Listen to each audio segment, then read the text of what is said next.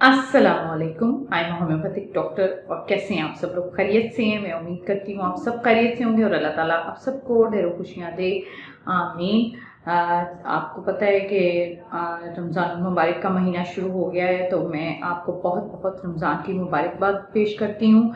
और मैं अगर अभी तक आपने मेरा चैनल सब्सक्राइब नहीं किया तो जल्दी से सब्सक्राइब कर लें और साथ बेल आइकन को भी दबा लें ताकि आपको मेरी हर आने वाली वीडियो का नोटिफिकेशन मिल सके। रमज़ान मुबारक के हवाले से मैंने कहा मैं कुछ आपको टिप्स शेयर कर दूं कि रमज़ान मुबारक में क्या रूटीन रखनी चाहिए जिसकी वजह से आप सेहतमंद रमज़ान गुजार सकते हैं। ये नहीं कि आप रमज़ान में बहुत ज़्यादा वज़न बढ़ा लें ऑयली चीज़ें खा खा के।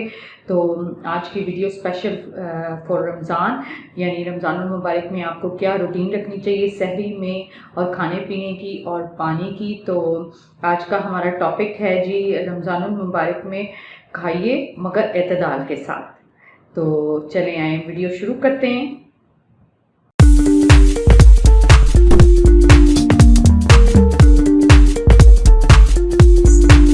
जी, वीडियो शुरू करने से पहले मैं आपको ये बता दूं कि यूट्यूब पे जो ये चैनल है हमारा लेडी होम्योपैथिक डॉक्टर के नाम से, तो हम इसमें मुख्तलिफ डिजीज़ के हवाले से आपसे डिस्कशंस करते रहते हैं। अगर आपको किसी भी किस्म की कोई इंफॉर्मेशन चाहिए या आप किसी भी किस्म की वीडियोस के बारे में हमें सजेशन देना चाहते हैं तो ज़रूर दें। और ये नीचे वो स्क्रीन पे हमारा व्हाट्सएप नंबर चल रहा होगा। अगर आप ऑनलाइन ट्रीटमेंट करवाना चाहते हैं तो व्हाट्सएप पे वॉइस मैसेज करें और हमारी टीम आपको अपॉइंटमेंट देगी और उसके मुताबिक आपका इलाज किया जाएगा। या आप सिर्फ कंसल्ट करना चाहते हैं तो आपको कंसल्टेशन भी मिलेगी।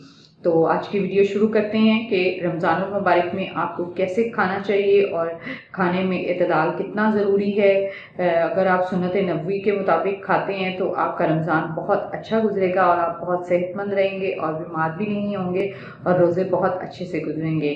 तो जैसे कि सहरी से शुरू करते हैं कि अगर आप सहरी में खाना शुरू करते हैं तो सहरी में आपको जो है वो सबसे पहले तो आप उठें और आपको पानी पीना चाहिए।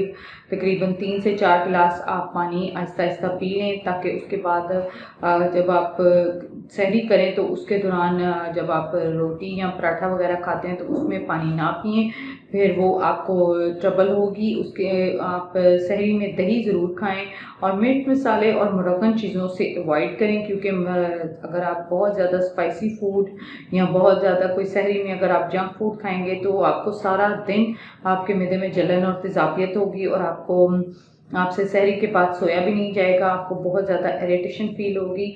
आप बिल्कुल लाइट सा लें और ये सहरी में आप दही का ज़रूर इस्तेमाल करें। दही और या फिर दूध दही की लस्सी बनाकर ज़रूर पिएं, क्योंकि वो आपको सारा दिन जो है वो प्यास से बचाएगा और आपकी भूख जो है वो उसको भी कंट्रोल रखेगा। और आपको जो स्वेटिंग या बाहर धूप में निकलते हैं तो आपको गर्मी में लू लगने से भी बचाएगा। दही का इस्तेमाल जो है वो वैसे भी आपको जो है वो मैदे की जलन और तेज़ाबियत से महफूज रखता है। बहुत ज़्यादा मीठे और जंक फूड से परहेज़ करें। अगर आप ये है कि अंडे का इस्तेमाल कर लेते हैं सहरी में तो वो भी अच्छा रहेगा। किसी दिन अंडा खा लें, किसी दिन दही खा लें, या आप अंडा पराठा भी खा सकते हैं, लेकिन बहुत ज़्यादा ऑयली और बटर से बड़ी हुई चीज़ें ना खाएं। उससे ये होगा कि आपको वज़न बहुत बढ़ेगा। वज़न जो लोग तो बिल्कुल नॉर्मल वेट के हैं वो भी खाने में एतदाल रखें, क्योंकि ओवर ईटिंग से भी हम लोग कहते हैं कि हमने सारा दिन भूखे रहना है तो हम बहुत ज़्यादा ओवर ईटिंग कर लेते हैं। ओवर ईटिंग करने से भी जो है स्टमक डिस्टर्ब हो जाता है, पेट के इश्यूज हो जाते हैं, पेट ख़राब होना शुरू हो जाता है और बहुत ज़्यादा इरिटेशन फील होती है। उसके अलावा जब आप सहरी में बहुत ज़्यादा स्पाइसी या जंक फूड खाते हैं तो उससे भी प्रॉब्लम होती है। तो लाइट सा आप रोटी या थोड़ा बहुत सालन ले लें जो भी नॉर्मल रूटीन में पका होता है, या फिर एग फ्राई ले लें या एग ऑमलेट ले लें और साथ दही का इस्तेमाल कर लें थोड़ा सा 1 बाउल, और या फिर दूध दही की लस्सी पी लें। ये तो आपकी लाइट सी सहरी होगी। उसके अलावा जब आप अफ्तारी में आप टेबल पे बैठते हैं तो बहुत ज़्यादा टेबल भरी हुई होती है, तो हम सारा कुछ प्लेट में डाल लेते हैं और फिर हमसे खाया नहीं जाता। आप बिल्कुल उसको ये कि बहुत ज़्यादा एकदम से पीना भी नहीं चाहिए। पीने से ये होता है कि एकदम स्टमक जो है वो बंद हो जाता है और पानी पीने के बाद, बहुत ज़्यादा ड्रिंक्स पीने के बाद या बहुत ज़्यादा ठंडी ड्रिंक्स पीने के साथ आपका स्टमक जो है डिस्टर्ब हो सकता है और आपसे बिल्कुल भी खाया पिया नहीं जाएगा। और बहुत ज़्यादा जब ऑयली या फ्राइड या जंक फूड का इस्तेमाल करते हैं तब भी हमारा वज़न बढ़ता है और हमें बहुत ज़्यादा ओवर ईटिंग के नुकसान होते हैं।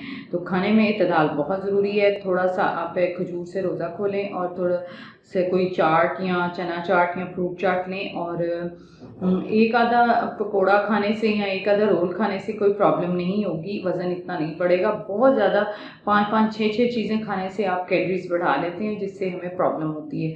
तो सेहतमंद ज़िंदगी गुजारने के लिए खाने में पोषण बहुत ज़रूरी है। आप एकदम से ना खाएं, आहिस्ता आहिस्ता ग्रेजुअली खा लें। 1 गिलास 2 गिलास पीने के बाद आप थोड़ा सा आप ले लें और यानी एक प्लेट में आप पोर्शन बना लें, तकरीबन 2-2 टेबलस्पून आप चाट, चना चाट और एक खजूर के साथ रोज़ा खोल लें, नमाज़ पढ़ें। उसके बाद आप थोड़ा सा लें कुछ, और अगर चाय वगैरह पीनी है तो चाय पिएं। उसके बाद अगर आपने लेट 9-10 बजे तरावियों के बाद कुछ खाना है तो आप हाफ चपाती या फिर एक रोटी सालन के साथ खा सकते हैं, वरना आप उसमें भी आप चाट का इस्तेमाल कर सकते हैं अगर आपने वज़न कम करना है। वज़न जिनका नॉर्मल है वो रोटी चावल खा सकते हैं, ठीक है। तो अफ्तारी के बाद ये है कि तकरीबन तरावियों के बाद आप पानी जो है वो 2-4 गिलास ज़रूर पिएँ, ताकि जो सारा दिन की आपको पानी की कमी हुई है वो दूर हो जाए। तो उसके बाद भी बहुत ज़्यादा स्पाइसी या मिर्ची मसालों से बचें, क्योंकि अगर हम मिर्ची और ऑयली चीज़ों का इस्तेमाल करते हैं तो सारा दिन फिर स्टमक में इरिटेशन होगी, जलन और तेज़ाबियत की वजह से आप डिस्टर्ब रहेंगे और रोज़ा भी सही नहीं रखा जाएगा और आपको इन चीज़ों से प्यास भी बहुत लगेगी। तो आज के लिए इतना ही। कोशिश करेंगे रमज़ान में आपको और अच्छी अच्छी टिप्स बताएं, और हेल्दी खाएं, तंदुरुस्त खाएं, ऑर्गेनिक खाएं, घर का पका हुआ खाएं, साफ़ सुथरा खाएं, घर की पकी हुई चीज़ें, घर के ड्रिंक्स बने हुए फ्रेश मशरूबात पिएँ, दूध से बनी हुई चीज़ें पिएँ, मिल्क शेक पी लें, और कोई भी डब्बा फूड या जंक फूड का इस्तेमाल ना करें। अपने आप को सेहतमंद बनाने के लिए आपको घर की साफ़ सुथरी पकी हुई चीज़ें खानी चाहिए, और बहुत ज़्यादा ओवर ईटिंग ना करें, क्योंकि ओवर ईटिंग करने से वज़न बढ़ता है और स्टमक डिस्टर्ब होता है। और अगर आप स्किन को हेल्दी करना चाहते हैं रमज़ान में तो कम खाएं और अच्छा हेल्दी रहें और इबादत ज़्यादा से ज़्यादा करें। अपनी तवज्जो जो है, जो रमज़ान का मकसद है उसके ऊपर लगाएं कि रमज़ान में हमें ज़्यादा से ज़्यादा ज़िक्र और अज़कार और कुरान पाक की तिलावत करनी चाहिए, नमाज, तरावी और तस्बीहात पढ़नी चाहिए, जिसकी वजह से अल्लाह ताला स्किन पे रौनक बख्शता है, स्किन में आपके ग्लो चमक आता है। जब आप बावजू रहते हैं तो अल्लाह ताला की तरफ से एक नूर आपको दिया जाता है जो कि आपके चेहरे पे आता है, इबादत का नूर नज़र आता है। तो इबादत में अपने आप को ज़्यादा से ज़्यादा मशगूल रखें, ना कि आप पार्टीज़ और अफ्तारीज़ और अपनी खाने पीने की तवज्जो हटा के इबादत की तरफ मशगूल रहें। अगर आप हमसे किसी भी किस्म का मशवरा चाहते हैं या ऑनलाइन कंसल्ट करना चाहते हैं तो नीचे स्क्रीन पे हमारा नंबर चल रहा होगा व्हाट्सएप, तो व्हाट्सएप पे वॉइस मैसेज करके आप हमसे ऑनलाइन भी कंसल्ट कर सकते हैं। आज के लिए इतना ही। नेक्स्ट वीडियो में नेक्स्ट टिप के साथ फिर मिलेंगे, वीडियो के साथ फिर मिलेंगे। जज़ाकल्लाह खैर।